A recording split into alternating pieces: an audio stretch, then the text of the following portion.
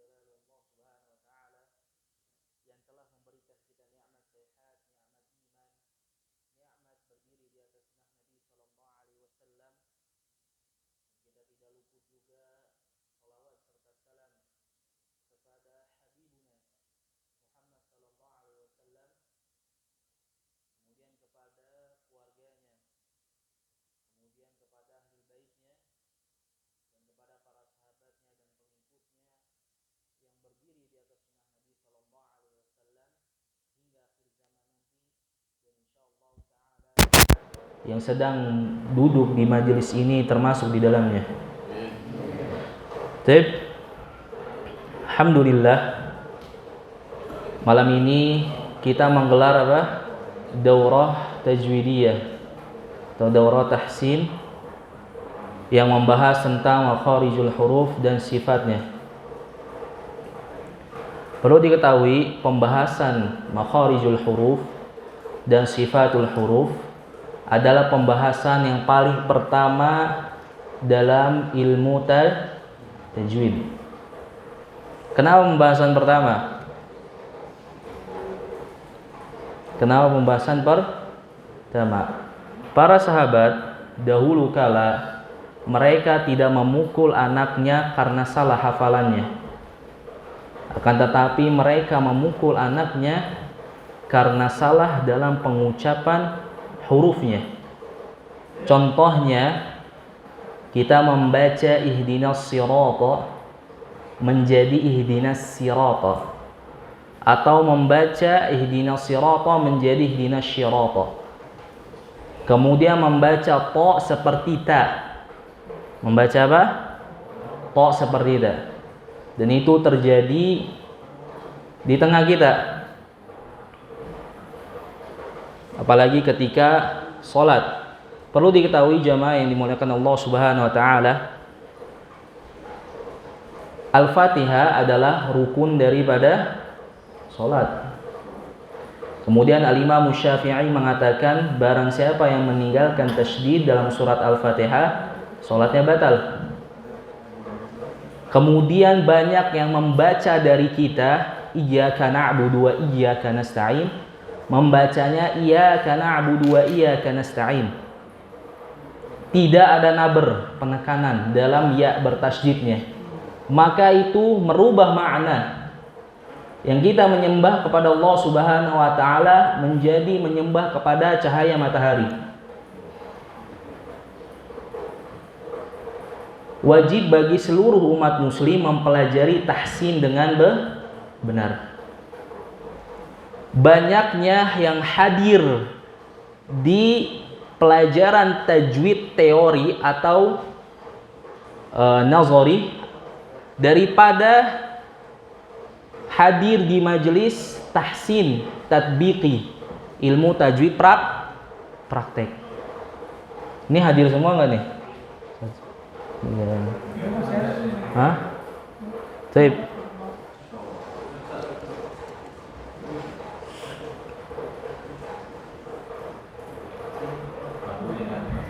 Insyaallah.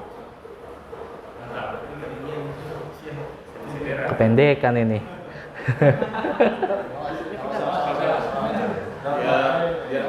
Iya.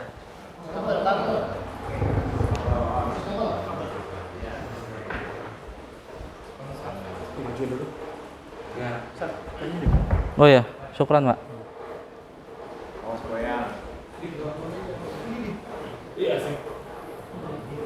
Asik. Masyaallah. Gini. Nah. Pendek kan? Enggak, pas. Hah? Pas ya? Sedikit lagi. Tes mau nih.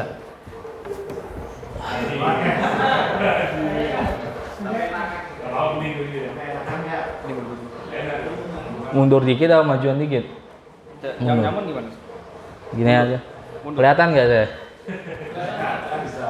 Toib. Udah? Iya. Ribet nggak ngeliatnya kayak gini? Enggak, toib.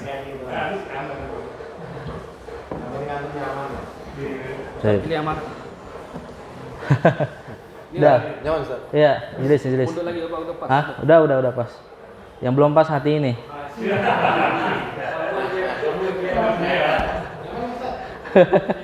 Wah, alhamdulillah. Khair. Taib. Banyak yang hadir, yang hudur ke majelis-majelis tajwid teori. Karena kenapa? Orang kita, masyarakat kita umumnya seneng dengan kajian jiping. Tahu jiping? Ngaji nguping. Dengarkan. Para ulama mengatakan, termasuk para masyayikh kami, barang siapa yang mempelajari tajwid langsung mengambilnya dari kutub, dari kitab-kitab, tanpa dia pernah talaki kepada satu guru atau guru-guru yang lain, maka sampai kapanpun dia tidak akan pernah bisa mengucapkan satu huruf saja dalam Al-Quran dengan benar. Karena orang Arab mengatakan, jangan engkau mengambil bacaan Al-Quran langsung dari masahif, dari mushaf maksudnya, tapi ambillah dari lisan syekh. Bukan lisan syekhnya diambil, ya. Tapi banyaknya kita seperti itu, langsung belajar dari buku, bukan dari talaki sama la yanfa syai'an, nggak bermanfaat sama sekali. Makanya kesalahan kita mempelajari tajwid adalah salah satunya kita memulai ilmu tajwid dari teori. Saya tanya sekarang, kita belajar sejarah dulu. Makharijul huruf ini masuknya ke matan Ibnu Jazari, Pak. Matan tajwid udah tingkatan lanjutan. Ini yang ini kita bahas. Nanti insya Allah kita bahas. Baik. Ilmu tajwid teori perlu diketahui. Ini ilmu bikinan siapa? Siapa yang buat? Siapa yang buat? Sampai orang-orang mementingkan tajwid teori daripada tajwid tatbiqi.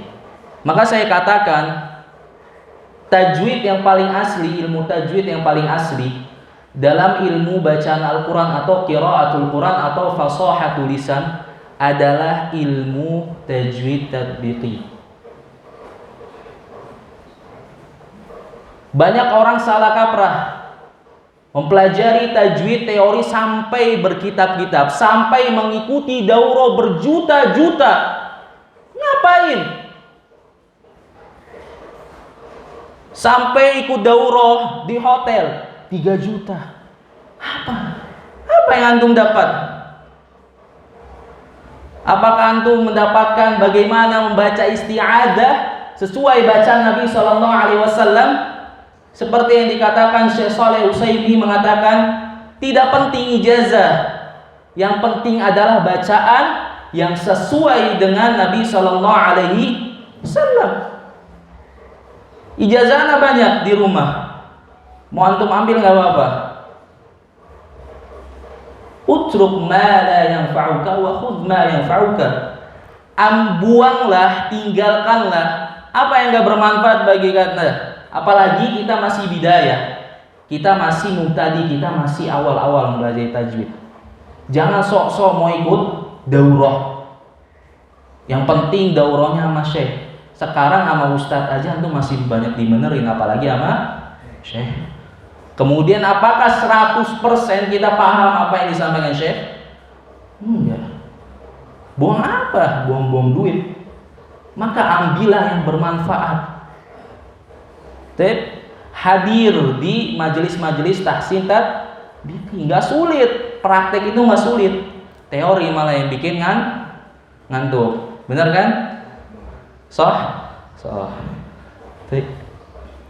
Makanya ilmu yang asli dalam tajwid adalah tatbiqi. Apakah Rasulullah SAW mengatakan kepada Abdullah ibn Mas'ud, ya Abdullah, iqra ikhfa? Ada riwayat atau asarnya ada? Hah? Ada nggak? Nggak ada. Makanya tajwid tatbiqi atau tajwid amali, praktek yang membuat, yang melafalkan langsung, yang meriwayatkannya langsung Rasulullah sallallahu alaihi wasallam. Kapan tajwid teori ada? Setelah nanti sahabat, kemudian tabi'in, setelahnya lagi pas zaman Ibnu Khuzaimah itu baru pertama kali ada tajwid teori. Ilmu asli dalam qiraatul Quran yang salah, orang banyak salah di dalamnya adalah mempelajari tajwid teori. Ngapain? Boleh mempelajari tajwid teori, tapi 10% atau 20%. 80% yang mempelajari tajwid praktek. Jangan salah. Mana yang wajib dulu? Mana yang lebih afdol? Tajwid praktek. Disampaikan langsung Rasulullah sallallahu alaihi wasallam. Dan tidak ada cacat di dalamnya. Sekarang kalau kita lihat kitab-kitab tajwid, kitab-kitab tajwid yang terjemahan Indonesia, sekarang udah banyak khilaf, banyak perbedaan. Sekarang saya tanya, dari mana ilmu qiraatul Quran itu ada perbedaan? Asas mana yang antum pegang? Sejak kapan ilmu bacaan Al-Quran itu ada perbedaan? Ini ilmu bukan fikih, dan ilmu yang lain gak ada yang khilaf di dalamnya. Baik. Makanya kesalahan kita adalah memulai tajwid dengan teori. Habis itu memulainya bukan dari Al-Fatihah, langsung masuk Al-Baqarah. Kemudian bacanya munawabah gantian.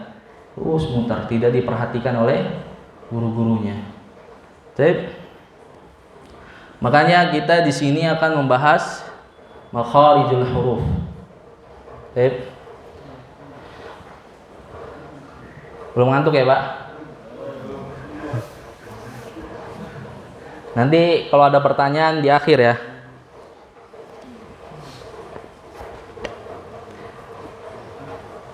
Ini huruf ain ya. Huruf paling muskilah. Baik. Makharijul huruf terbagi menjadi berapa? 17 makharij. Makhraj atau makharij. Makhraj maknanya tempat keluar, Pak. Dan makharij maknanya adalah tempat-tempat keluar huruf. Tempat-tempat keluar huruf terbagi menjadi beberapa bagian atau disebut dengan makharijul hurufi ra'siyah. Tempat-tempat keluar huruf yang pokok. Boleh ditulis yang punya, yang bawa apa? Pulpen dan buku.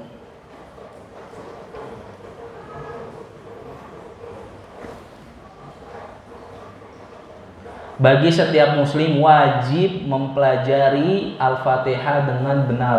Wajib sholat. Baik. Jangan sampai kita lama-lama ngaji sunnah tapi baca Al-Fatihahnya belepotan. Tahu belepotan, Mbak? Nah, berantakan, jangan sampai berantakan. Makharijul hurufi ra'siyah.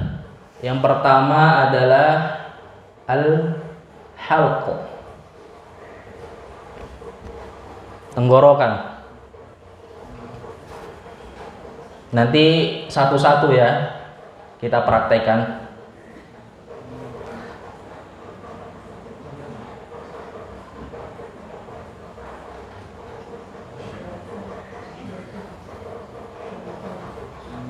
Kalau biasanya di musola amalia kita langsung praktek baca. Langsung praktek baca satu ayat. Alhamdulillah kita telah menyelesaikan Al-Fatihah. Dan itu kebiasaan para ahli qiraah yang memulainya dengan Al-Fatihah semuanya. Karena kalau udah Al-Fatihahnya bagus, insya Allah kesananya bagus. Tombaknya ada di Al-Fatihah. Jangan mulai langsung Al-Baqarah, jangan. Apalagi dari At-Taubah. At-Tauhid, jangan.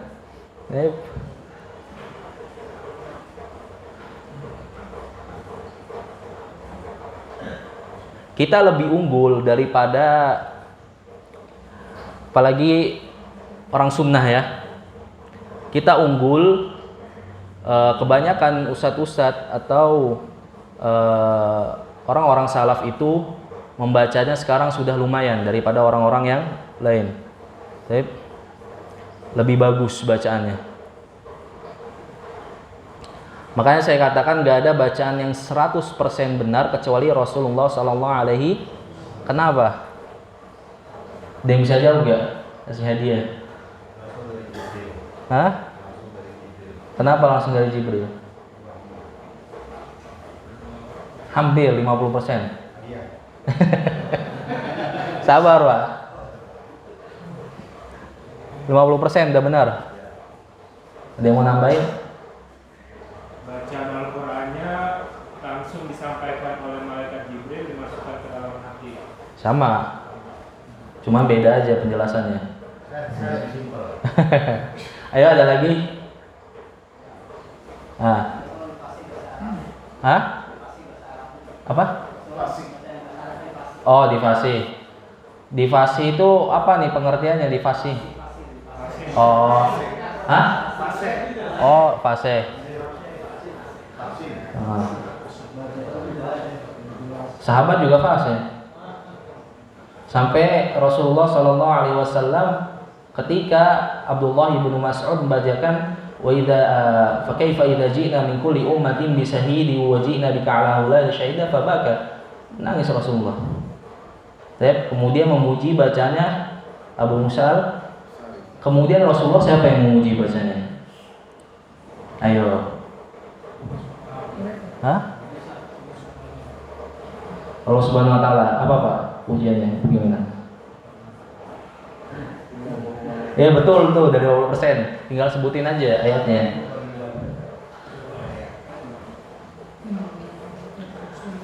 Hah? Sampai bangsa jin memuji bacaan Rasulullah SAW, mengatakan faqalu inna sami'na Qur'anan ajaba. Siapa yang memuji? Bukan manusia, si jin. Kemudian Allah Subhanahu wa taala mengatakan kadzalika linutsabbita bihi fuadak, untuk mengokohkan hati ini, warattalnahu tartila. Siapa yang memuji Rasulullah? Bangsa jin dan Allah Subhanahu wa taala. Akan tetapi Rasulullah SAW, ini kemarin baru Anda sampaikan nih, merekomendasikan bacaan Al-Quran itu kepada beberapa sahabat. Jadi nggak semuanya sahabat itu ahli Quran, ya. Salah satunya adalah Abdullah bin Mas'ud, kemudian Ubay bin Ka'ab, kemudian Zaid bin Thabit. Hafal nggak nih? Pertama siapa?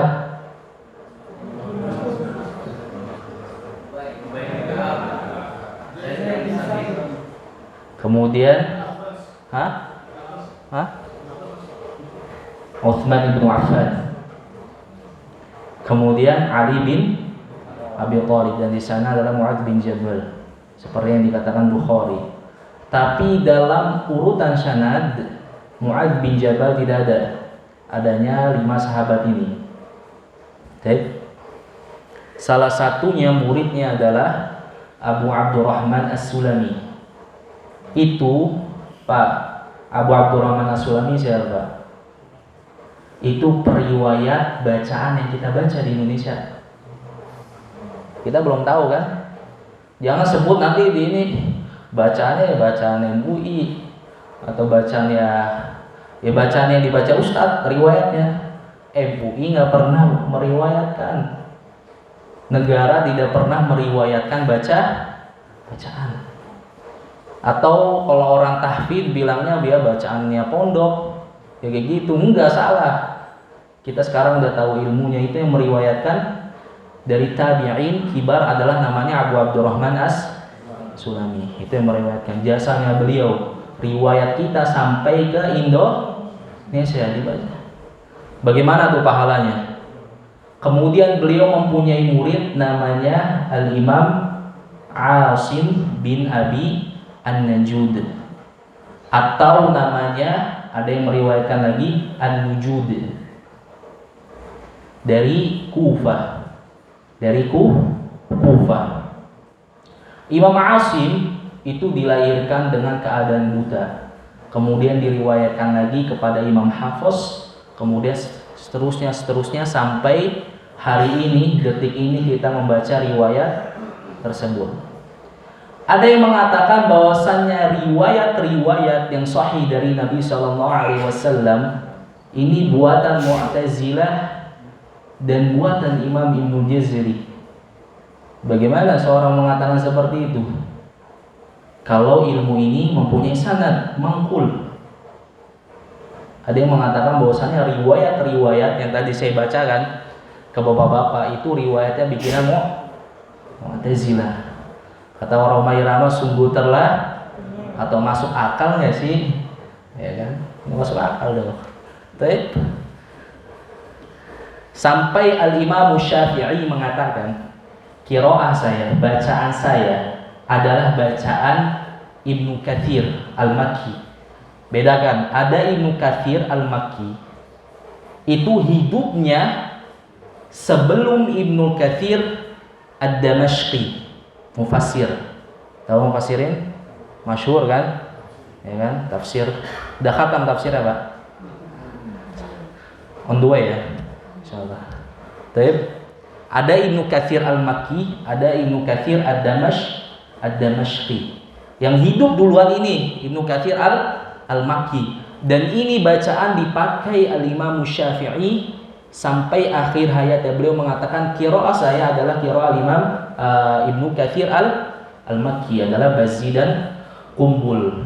Bacanya ihdinas siratal mustaqim siratal ladzina an'amta 'alaihim ghairil maghdubi 'alaihim waladdallin yasin wal qur'anal hakim.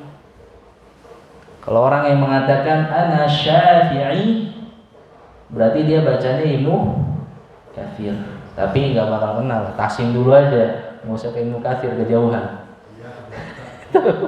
Baik. Tapi kalau yang mengatakan Syafi'i, ana Syafi'i, baca. Baik, yang taklid baca.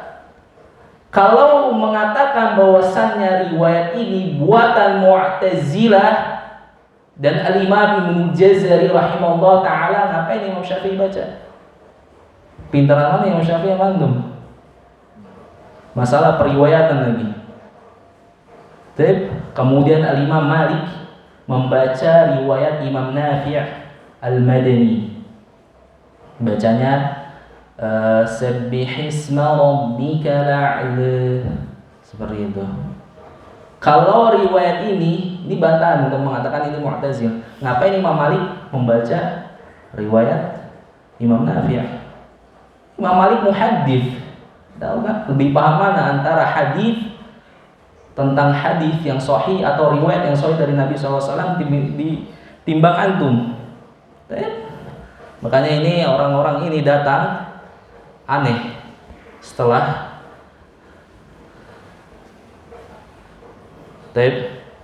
kita lanjut sampai mana? Sampai mana tadi sebelumnya? Tenggorokan.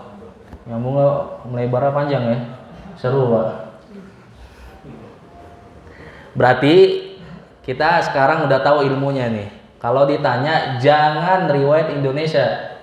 Saya bilang Indonesia gak pernah meriwayatkan. Apalagi kita. Kita pernah meriwayatkan bacaan nggak? Pernah. Riwayat yang kita baca adalah riwayat Hafiz An-Asim dari jalur Syatibi, atau lebih singkatnya riwayat Hafiz An-Asim. Ayo coba. Riwayat apa yang kita baca? Asim. Taib. Bukan apes ya Pak. Insya Allah kalau baca nggak apes. Taib. Lanjut. Al-halq, tenggorokan. Tenggorokan terbagi menjadi 3 bagian. Pasti yang udah belajar tahu kan? Benar gak? Tapi ada tapinya di sini. Nanti kita ketemu tapinya. Baik. Yang pertama kita akan bahas wasatul halqi. Pembagian makharij atau makhraj, tempat keluar huruf. Yang pertama adalah tenggorokan. Yang pertama adalah bagiannya wasatul halqi, tengah tenggorokan. Wasatul halqi, tengah tenggorokan. Al-Imam Ibnu Jazari rahimahullahu taala mengatakan dalam baitnya, wa min wasatihi fa'ainun ha'u. Dan dari tengah tenggorokan keluar darinya 2 huruf, ain dan ha. Ini daurahnya saya mukhtasorkan. Kalau pakai syarah yang biasa saya ngisi daurah, mungkin wasatul halq aja nggak selesai mungkin. Baik, kita mukhtasar. Keluar darinya apa? Huruf ain dan ha. Kemudian ain, kesalahan yang sering terjadi di tengah kita adalah mengucapkan ain yang pertama seperti hamzah. Ini kesalahan.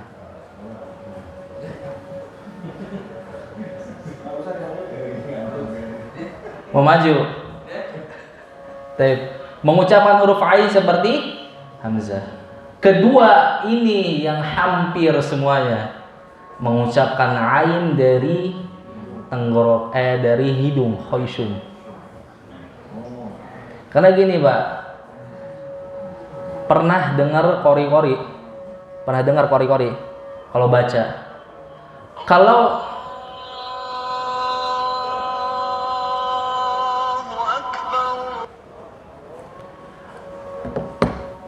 semakin huruf atau bacaan Al-Quran keluar dari rongga hidung, maka semakin asik. Cobain dah, semua huruf keluar dari hidung.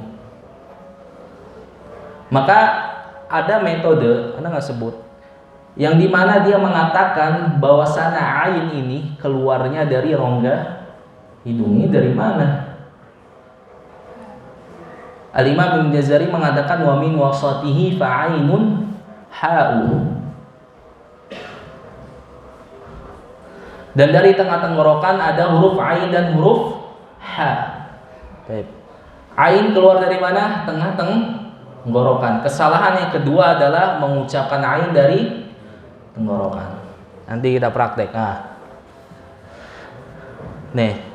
Jelas? Nih. Yang putih-putih Pak, keluar dari sini. Kesalahan yang ketiga, mengucapkan ain terlalu mengalir. Contohnya na'budu. Na'budu. Dan ain mempunyai sifat bainiyah, tengah-tengah. Gak usah antum mengalir dan gak usah antum keras. Ain itu tengah-tengah. Dan kesalahan yang ketiga apa? Mengeluarkan atau mengucapkan ain dengan mengalir terlalu deras. Contohnya tadi apa? Na'budu. Yang banyak kesalahannya adalah yang kedua. Banyak mengeluarkan dari rongga hidung. Coba lihat nih. Kalau seandainya ain keluar dari rongga hidung, pasti di sini ada tanda panah. Tapi ada nggak tanda panah di sini? Nggak ada kan? Adanya di sini. Ini letak makhraj ain. Ini namanya katup atau pita ini. Katup tenggorokan atau pita tenggorokan. Di sini. Baik. Sekarang kita praktek ain dulu. Ayo.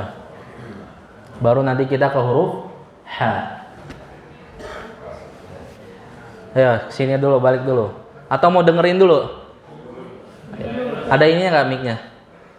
Iya, buat ini. Biar pas ngalirnya seberapa sih Ain tuh?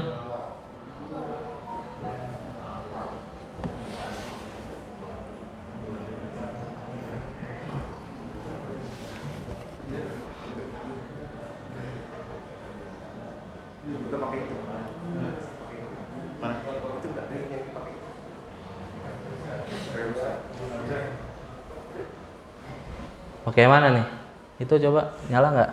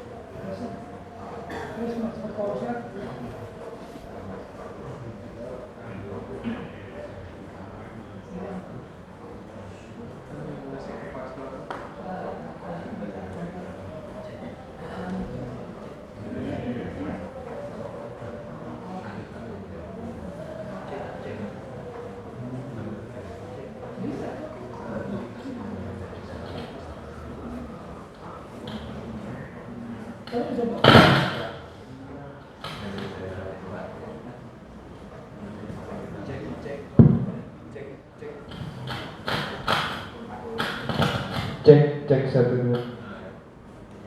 Cek.